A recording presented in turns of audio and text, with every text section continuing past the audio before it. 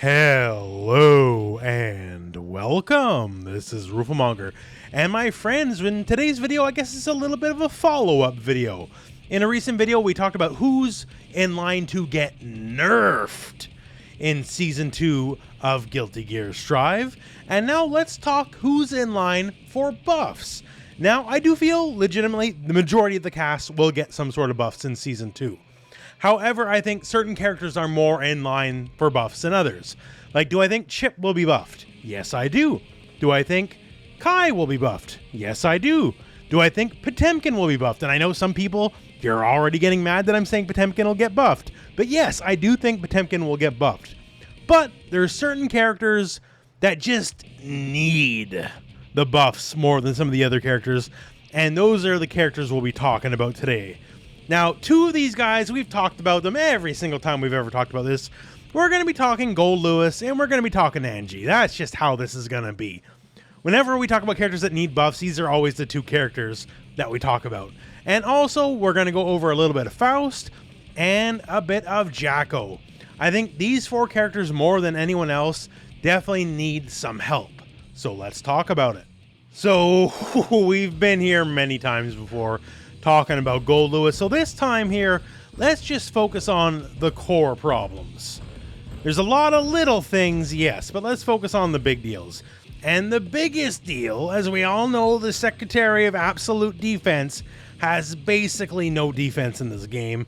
And a big part of it is forward punches 6p. He has, bar none, the worst 6p in the game. Simple as that. Why? Well, you could say, well, it has an upside. Well, it hits pretty high up, so it's good against jumps. Well, no, not really, because it has almost no horizontal range at all. A lot of jumps you want to stop, you'll still miss against, where you're going to be using stand jab or crouch jab as your actual anti-airs, because, well, they're actually somewhat effective, unlike 6p. Like, when it comes to poke wars, Goldlewis doesn't have the range on a lot of things, right? Like, it's just cut and dry. And other characters, well, they do got the range. And the problem is, for the majority of the cast, the vast majority of the cast, when you're up against stuff like this, well, I'm going to 6p it. But the problem is, well, it don't quite work. And the ranges where it would work, well, these are ranges they would never use these moves anyway. So either they're a little silly and a little dumb for using at that range, or you were just smashing and got lucky. So that all said, let's just get real. This needs more horizontal range. Vertical range, whatever. It already doesn't work against crouchers. Like, and this is also another problem, right? Because that means in poke wars, anyone's crouching poke, you'll never hit them. But you can be touching the character, and you cannot hit a croucher. And maybe that's the way it's gotta be, okay? For the bonus upwards hitbox, whatever, even though it doesn't mean much in the end. But it absolutely, positively, 100% has to hit further than it currently does, because it's absolutely ridiculous. I've drawn up a diagram here, which is where the ideal version of the move should look like. Now, do I think it's going to be like that? No, of course not, right? But there needs to be a happy medium between this fantasy version of the move and the reality of the move, because the reality of the move is, once again, it's the absolute dog dirt worst 6p in the game, and it's a big reason why Goldlewis is in the state that he currently is. Now, another change, and I floated this before in the past, and before I said this was more of a quality of life change, but at this point I think this is just a proper balance change, and I think this helps Goldlewis a lot, both for people who are too scared to play the character, and just to help the boy out, because it unlocks his potential, and that is the Behemoth Typhoons. As we all know, it's a half circle in any given direction, this, that, and the other, right? And these need to be changed to quarter circles. So say we're doing this one here, right? So that's back to down the forward, right? So that just changes to back to down as it stands, right? And this one here, forward to down to back, that just becomes forward to down. And so on and so forth for everything. You cut out the last part of the move. It just becomes the first two constituent parts.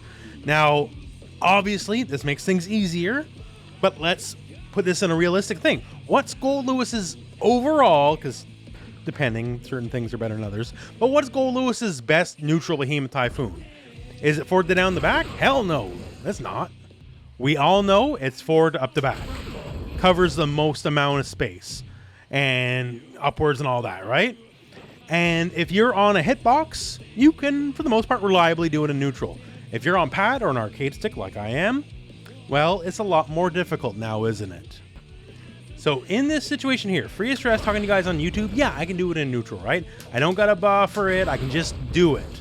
However, that's training mode. That's me talking to you guys. In a real life match, I'm gonna drop this 90% of the time on stick, realistically, right? I don't get the piece of training mode to do it in. And even in training mode, I'll screw it up every now and then. Like, I'll test my luck as far as we can go here. And there we go, I screwed it up, right? That's just training mode where I can get it most of the time, not all the time. But in a real match, nah, not happening. But if the motion was simply forward to up, and then hit the button, well, it'd get a lot more reasonable now, wouldn't it? Then all of a sudden this move, which is great for neutral, and neutral is one of his issues, great for neutral, its potential now becomes unlocked. It's more than just a quality of life, easier motion thing. And the motions for Goldlewis is what scares 90% of the players off from Goldlewis to begin with. Because they look at how his moveset works, and they're done. They don't want to play this character, because they see how those motions, they're out of here. They move on to play Soul or Kai or someone easier, right? So doing this brings in more players to Goldlewis, and it makes him be able to do the stuff you want to do all the time you want to do it. And it affects more than just stuff like that, like just like basic combo structure. Something like this, right? If I did the back to down forward, like just, you know, back to forward kind of motion, but I accidentally, because I'm playing on stick, right? I accidentally just flick up forward for 1 second. I might accidentally get this Behemoth Typhoon instead, and then it drops and ruins the combo, right? If it's a quarter circle, regardless of what direction it might be, if it's a quarter circle, stuff like that is not going to happen anymore, right? Or it really should happen a lot less, because you have a lot more precision. Now, once again, if you're on a mixed box, a hitbox, precision's a lot easier.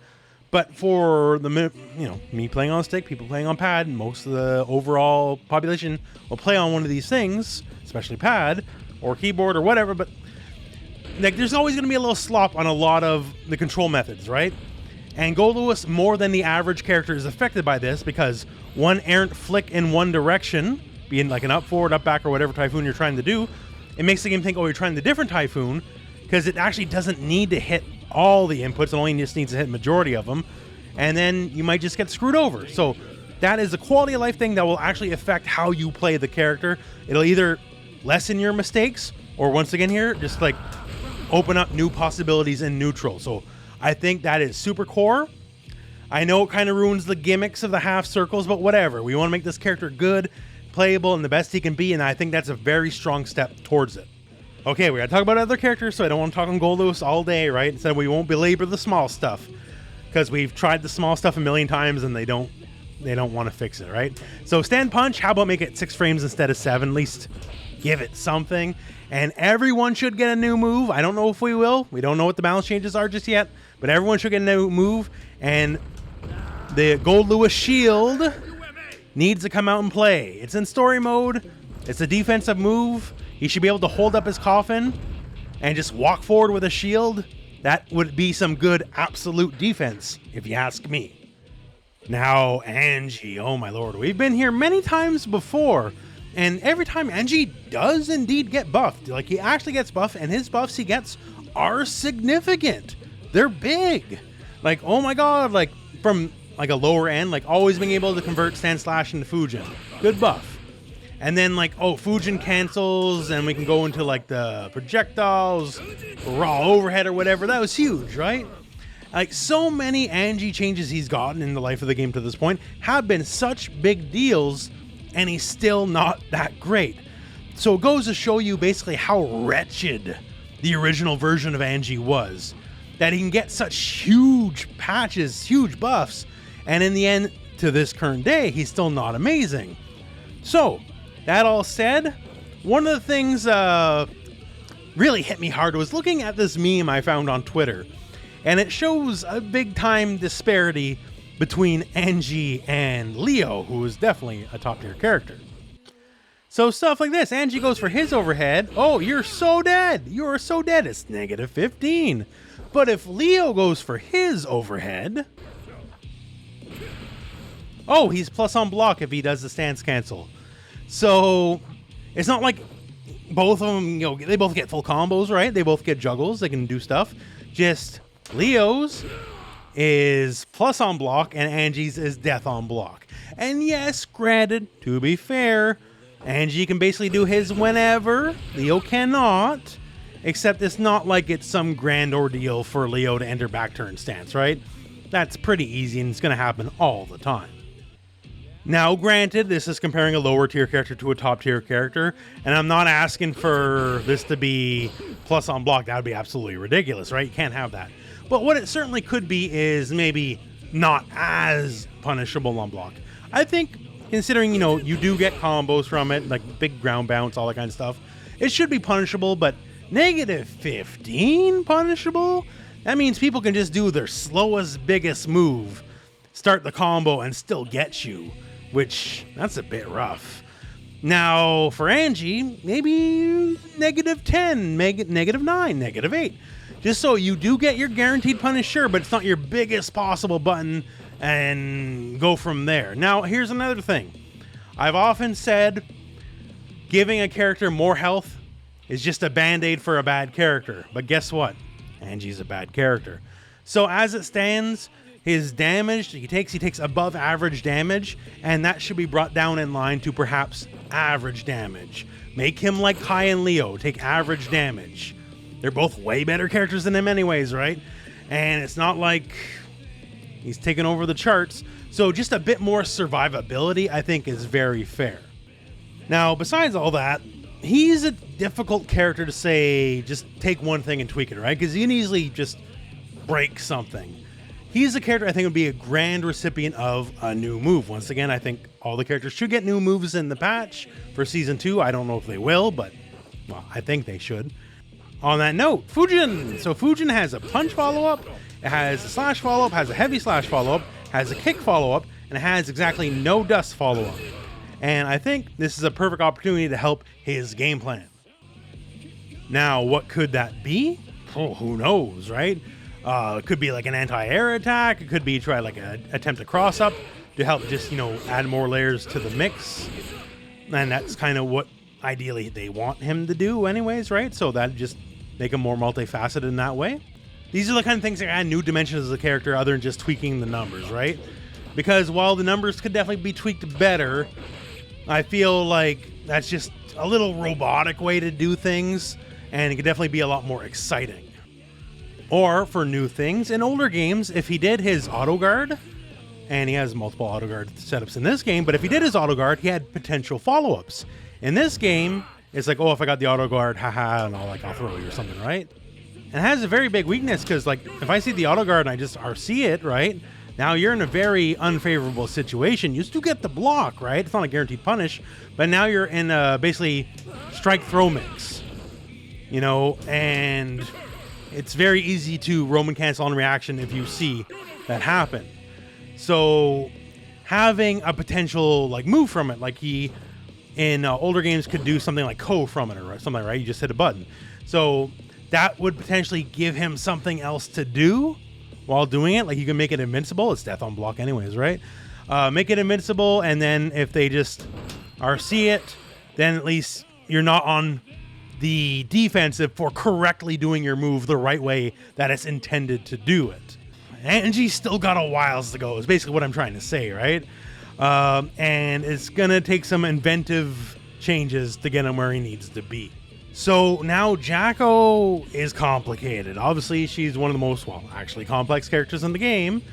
Has her little buddy system, and that's all well and good, except any one hit kills all the buddies and all the setup. Now, obviously, certain characters work the same way, like, Zato. If you poke him, well, Eddie goes away, right? That's how it is. However, Zato has so much less setup, so much less commitment. All Zato needs is that bar to fill up, one little poke, and then boom, it's Eddie time, and then, get ready to block for the next 10 seconds straight.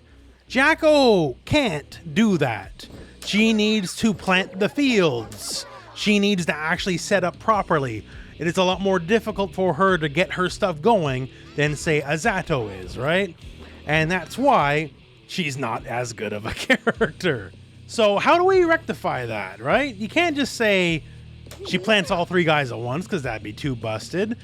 Then there's obviously positive aspects about her, like, her stand kick's one of the best in the game, but if this was Street Fighter, that would matter a lot more, but it's not, right? So what are the things that we can find as identifiable problems and fix them? Well, one, about the minions all disappearing when she gets hit. Perhaps we can have it like this.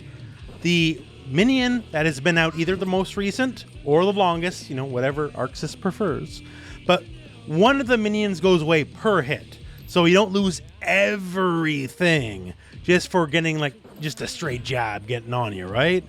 That would definitely be a very helpful thing. And it would let her set up the field a lot more proficiently than she currently can versus just risking everything and just one damage rate hit ruining everything. Another thing, the pressure, right? The pressure, once the machine gets going, it's great. That is one of the highlights of the character, in fact. But the thing is, until it gets going, she struggles. And some of that stuff's mechanical as well. Like when you summon a minion, if you tap it, you put the minion in place, right? If you hold it, well, then you hold them above your head, then you can do whatever you want with them, right? There's extra motions that are not being used, and I find, if you're doing combos or setups specifically in a high-pressure situation, sometimes when you mean to hold, you accidentally tap. Sometimes when you want to tap, you accidentally hold, right? So cortical forward slash does literally nothing, other than the supers if you mash, which I was, but by itself it does nothing. So how about make cortical forward punch, place, cortical forward slash, hold. And then all of a sudden, that's a good quality of life thing, and it helps you out in stressful situations. So going back to planning here, so to be able to plan effectively, you need to be able to control neutral. You can't just be getting bulldog down and savage down, right? So one potential aspect of that is looking at her jump D. So that's her projectile, right? So perhaps jump D and you hold down, it can give you a different angle. This is obviously not a tool to zone and win the game with, right? It's to frustrate people and make them stop for a second. And stopping for a second means you get to plant more and go from there. That's exactly what we want. So being able to do the default angle and say if you hold down and do dust, you get an alternate angle that would help your screen control and make the enemy pause just a little bit more. And, well, then you can just start planting your little buddies better. And honestly, here's a change I want just for the sake of it, honestly. So she has her super command grab, right? The Elysium driver. So she dunks you, this, that, and the other. We're good. The thing is, though, it's worthless as a grab. So if you see the super flash, you just jump it. You literally, oh, okay, whatever, and then punish you, and that's it. So what it should be is a proper command grab. It can have startup, whatever, but as soon as the super flash happens, it should no longer be jumpable.